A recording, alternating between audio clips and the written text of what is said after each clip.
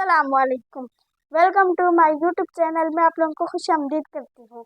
और मैं अल्लाह ताला से दुआ करती हूँ कि अल्लाह ताला हम तमाम मुसलमानों को दिन दुनिया की भलाई नसीब अता फरमाए। आमीन सुम्मा आमीन। आज की क्लास में हमने पढ़ना है जैसे सेंटेंस कैसे बनाए जाते हैं। हम चलते अपने बोर्ड की तरफ।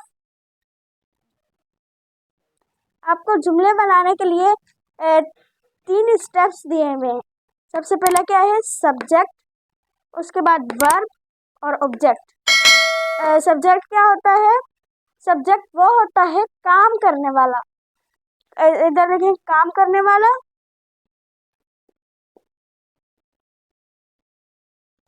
वर्ब क्या होता है?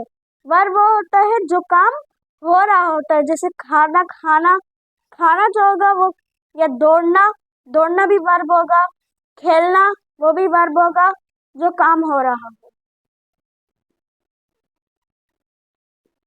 ऑब्जेक्ट क्या होता है? ऑब्जेक्ट वो होता है जिस चीज पर काम हो रहा हो, उसे ऑब्जेक्ट कहते हैं।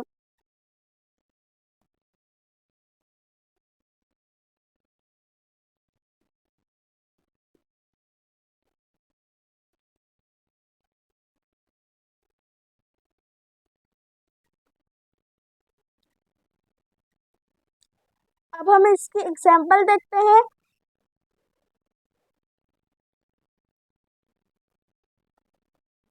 अब हमने ये तो देख लिया सब्जेक्ट, वर्ब, ऑब्जेक्ट। सब्जेक्ट का मतलब काम करने वाला, वर्ब का मतलब जो काम हो रहा है, और ऑब्जेक्ट जिस चीज पर काम हो रहा है। लेकिन अब ये माइंड में जरूर सवाल आ रहा होगा, हम इसको जुमलों के लिए कैसे इस्तेमाल करेंगे? वो हम कैसे करेंगे? अब हम एक पूरा उर्दू का जुमला देखकर कैसे मालूम कर सकते हैं कि ये एक इसमें से। अब हम एक सवाल पूरी एक लेते हैं, जैसे मिसाल के तौर पर बकरी घास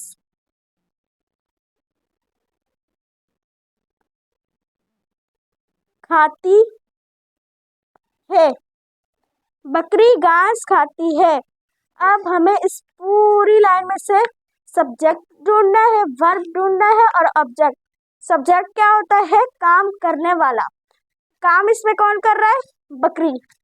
बकरी जो है वो खाने का काम कर रही है, बकरी जो है वो काम कर रही है। तो बकरी क्या हो जाएगा? सब्जेक्ट।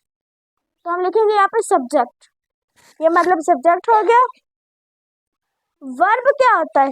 जिस चीज पर काम हो रहा होता है, जो काम हो रहा होता है, उसको कहते हैं वर्ब। जैसे किसका काम हो रहा है? खाने का काम हो रहा है, खाती है, तो हम यहाँ पे लिखेंगे वर्ब। खाती क्या हो गया? वर्ब हो गया। और बच्चों क्या? जिस चीज पर काम हो रहा हो। घास क्या है?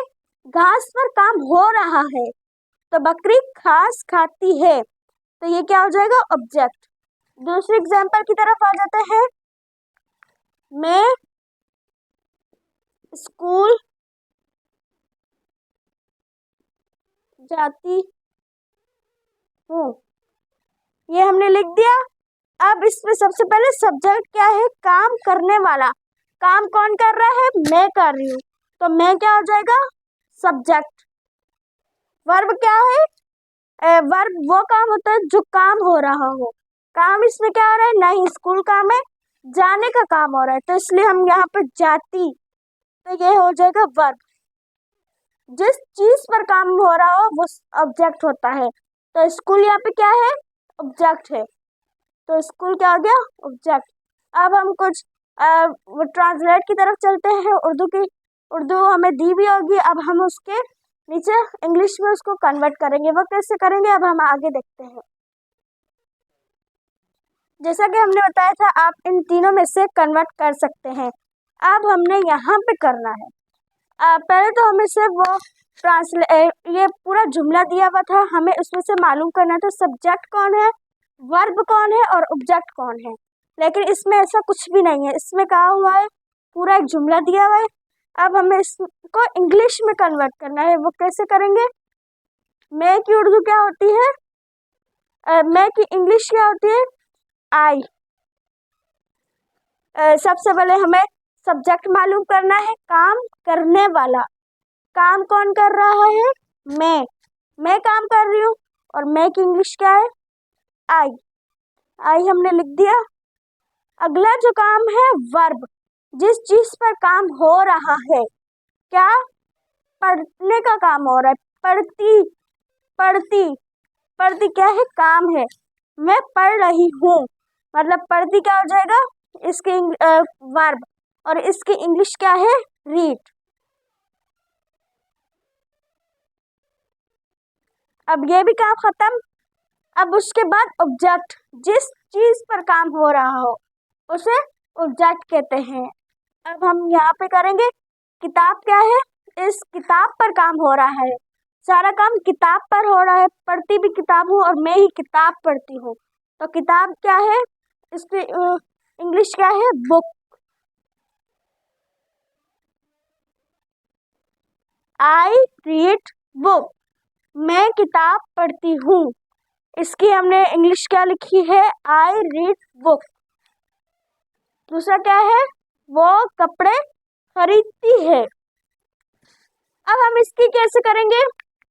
अच्छा, सबसे पहले तो हमें सब्जेक्ट इसमें मालूम करना है। सब्जेक्ट क्या है? काम करने वाला।